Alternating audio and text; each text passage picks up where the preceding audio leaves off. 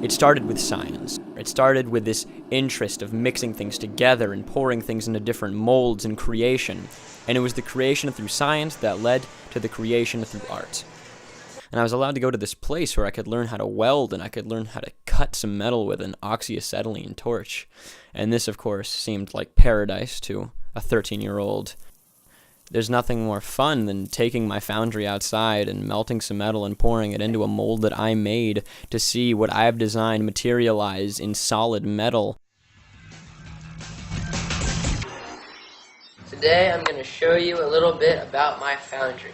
My code is I let the furnace preheat until it reaches about red to orange heat. Then you just plunk the crucible in there and we are go. Okay, well it worked. I'm melting aluminum at 1600 degrees and pouring it into a mold of oil-bonded sand. Or I'm taking scrap metal and I'm taking wrought iron railings and mounting them to an ovoid piece of iron, and suddenly it looks like a woman's head with hair. And then I attach it to a body made of rebar with a torso made of, chromoly tubing. That by taking things that one usually doesn't consider art and making them art, that's the most rewarding.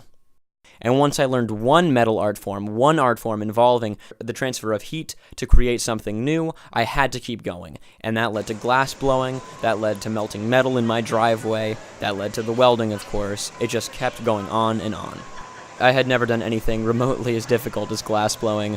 We're talking about making split decisions in half seconds, and if you don't make that correct decision, your piece will crack, and you will get burned by splintering glass.